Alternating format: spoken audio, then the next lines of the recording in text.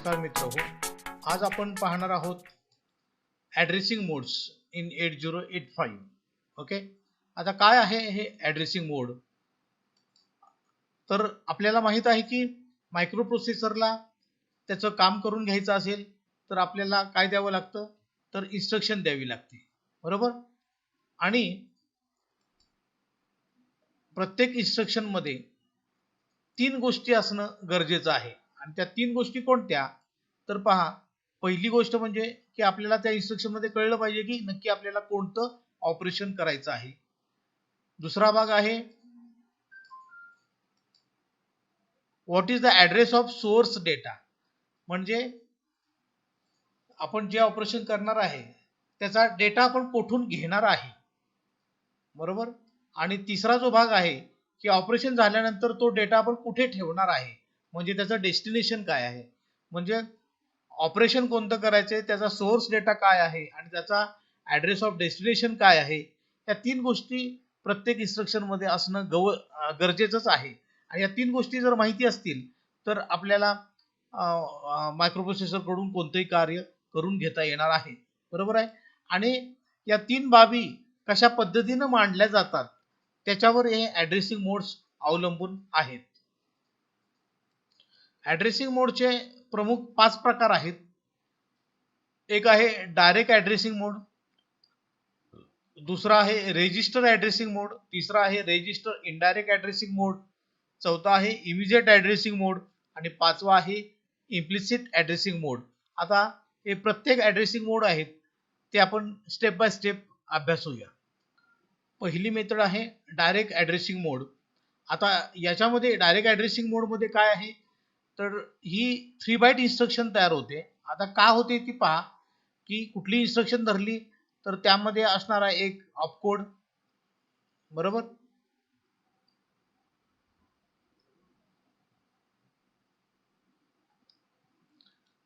कोणत्याही इन्स्ट्रक्शन मध्ये ऑपकोड असणार आहे आणि ऑपरंड असणार आहे. ओके, आता ऑपकोड साठी आपल्याला 1 बाइट लागेल. ओके, आणि ऑपरंड कोणत्या प्रकारचा इथं सांगितले पहा. ऑपरंड म्हणजे डायरेक्टली मेमरी लोकेशन आहे ऍक्च्युली. ओके, आणि मेमरी लोकेशन हे 4 अंकी येते आणि 4 अंकी असल्यामुळे याला आपल्याला 2 बाइट लागणार आहेत. ओके, आणि म्हणून ही इन्स्ट्रक्शन 3 बाइट आहे. म्हणजे इथं या प्रकारच्या ॲड्रेसिंग मोड मध्ये या इन्स्ट्रक्शन मध्ये मेमरीचा थेट ॲड्रेस दिलेला असतो. म्हणजे ज्या डेटावर आपल्याला प्रोसेस करायचे तो डेटा मेमरीच्या ज्या लोकेशनला आहे, फॉर एक्झाम्पल ही मेमरी आहे आणि हे लोकेशन आहे आणि या लोकेशन मध्ये समजा इथं डेटा ठेवलेला आहे. ओके, समजा 10 आहे, तर सरळ सरळ इथं या मेमरीचा जो ॲड्रेस आहे तो या इन्स्ट्रक्शन मध्ये येतो. आणि म्हणून याला म्हटलेलं आहे डायरेक्ट ॲड्रेसिंग मोड, की मेमरीचा ॲड्रेस डायरेक्टली या इन्स्ट्रक्शन मध्ये ऑपरेंड म्हणून उपस्थित असतो. उदाहरणादाखल तुम्हाला इथं ही एक इन्स्ट्रक्शन घेतलेली आहे LDA 2500H. याचा अर्थ असा आहे की 2500H या मेमरी लोकेशन मध्ये जे कंटेंट्स आहेत ते कशामध्ये लोड करायचे, अक्युमुलेटर मध्ये लोड करायचे इथं. म्हणजे LDA आपण म्हटलेलं आहे 2500H. ओके, आता इथं मेमरी लोकेशन असेल तुमचं, समजा ही मेमरी आहे आणि याचं लोकेशन इथं 2500 आहे. ओके, आणि याच्या समोरचा डेटा 10 आहे, तर काय होईल, ए मध्ये जर तुम्ही पाहिलं या इन्स्ट्रक्शन नंतर तर ए बरोबर 10 येईल, ही अशी इन्स्ट्रक्शन दिलेली असली तर. म्हणजे या मेमरी लोकेशनला जे काही कंटेंट्स आहेत ते डायरेक्टली कशामध्ये शिफ्ट कर, तर लोड अक्युमुलेटर मध्ये शिफ्ट कर, असं याचं मिनिंग आहे. ही 3 बाइट इन्स्ट्रक्शन आहे आणि मेमरी इन्स्ट्रक्शन मध्येच आपल्याला मेमरीचा ॲड्रेस डायरेक्टली प्रेझेंट असतो. दुसरा जो प्रकार आहे तो रेजिस्टर ॲड्रेसिंग मोड. आता रेजिस्टर ॲड्रेसिंग मोड म्हणजे याच्या नावावरूनच कळेल की आपल्याला ते 3 पार्ट हवेत. पहिलं म्हणजे ऑपकोड जो आहे तो म्हणजे ऑपरेटर देणारच आपण, पण आपल्याला महत्वाचं म्हणजे दुसरा भाग जो लागतोय तो म्हणजे सोर्स कोड आणि डेस्टिनेशन. सोर्स काय आहे आणि डेस्टिनेशन काय आहे, तर सोर्स हा सुद्धा काय असणार आहे, एक रजिस्टर आहे, आणि डेस्टिनेशन हे सुद्धा एक रजिस्टरच आहे. म्हणजे एका रजिस्टर मधून डेटा दुसऱ्या रजिस्टर मध्ये ट्रान्सफर करायचा असेल तर कुठला मोड वापरला जातोय, तर रजिस्टर ऍड्रेसिंग मोड. म्हणजे ऑपरँड मध्ये इथं जर पाहिलं तुम्ही तर काय उपलब्ध असेल, तर रजिस्टरची नावं असणार आहेत. म्हणजे हे जे रजिस्टर्स आहेत ABCD, तर हे रजिस्टर इथं ऑपरँड मध्ये उपलब्ध असणार आहेत. आपण एक्झाम्पल बघूया एक. हे एक्झाम्पल पहा, इथं काय केलेलं आहे, मूव BC. आता याचं मिनिंग काय होतंय, तर सी मध्ये जे काय कंटेंट्स आहेत ते बी मध्ये ट्रान्सफर करा, असं आहे. C to B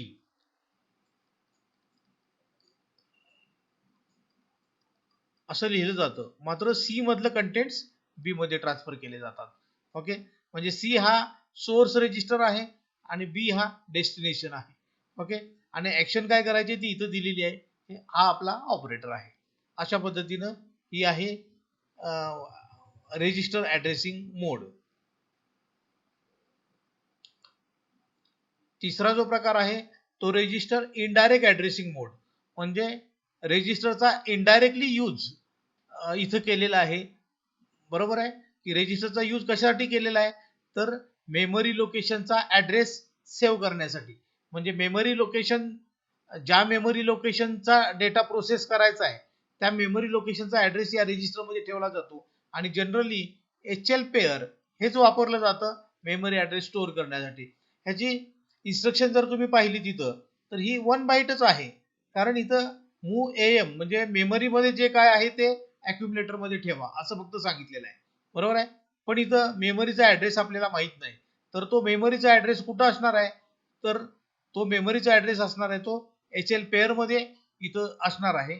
ओके, आणि याचा डेस्टिनेशन जो असणार आहे तो इथं आपण दिलेला आहे की ए मध्ये आपण ठेवणार आहे. म्हणजे ए हा त्याचा डेस्टिनेशन आहे आणि सोर्स जो आहे तो आपण मेमरी लोकेशन सांगितले, परंतु त्याचा ऍड्रेस हा HL पेअर मध्ये ठेवलेला असणार आहे. त्यामुळे HL पेअर बाबतची इन्स्ट्रक्शन या इन्स्ट्रक्शनच्या पूर्वी असणं गरजेचं आहे हा मोड वापरताना. इथं पहा दाखवलेलं आहे उदाहरणादाखल. इन्स्ट्रक्शन अशी असते, मूव AM म्हणजे M मधले कंटेंट्स ए मध्ये आपल्याला ट्रान्सफर करायचे. ओके, ऑपरेटर काय आहे, मूव म्हणून, बरोबर नाही.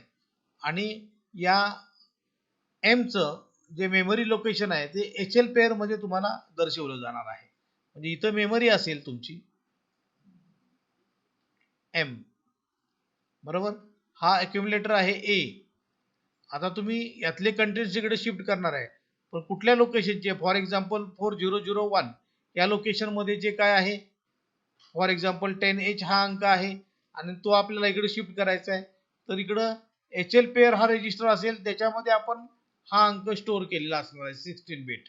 ओके, आणि त्यामुळं ही इन्स्ट्रक्शन दिल्यानंतर हा जो 10H हा अंक आहे तो जाऊन या अक्युमुलेटर मध्ये बसेल. ओके, अशा पद्धतीनं हा इनडायरेक्ट रजिस्टर मोड, रजिस्टर इनडायरेक्ट ऍड्रेसिंग मोड वापरला जातो.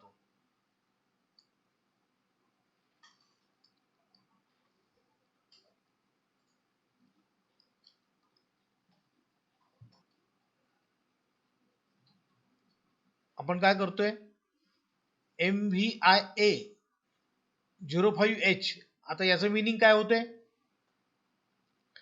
हा जो डेटा आहे हा या इन्स्ट्रक्शन मध्ये डायरेक्टली दिलेला आहे, त्यामुळे इमिजिएट हा शब्द वापरलेला आहे. आणि हा 05 हा जो डेटा आहे तो ए मध्ये मूव्ह केला जाणार आहे इमिजिएटली, बरोबर आहे, म्हणून ही इन्स्ट्रक्शन वापरलेली आहे. हा आहे तो तुमचं ऑपरेटर आहे MVI इमिजिएटली मूव्ह म्हणून, आणि त्याचं डेस्टिनेशन आहे ते ए आहे, आणि सोर्स इथं दिलेला आहे आपला 5H डेटा, तो सुद्धा ऑपरँड मध्येच इथं अवेलेबल आहे. आणि म्हणूनच डेटा इन इन्स्ट्रक्शन आहे, आणि म्हणून इथं आपण याला नाव पण दिलेलं आहे इमिजिएट ऍड्रेसिंग मोड. ओके,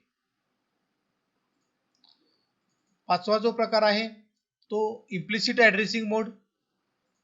इम्प्लिसिट ऍड्रेसिंग मोड मध्ये सोर्स डेटा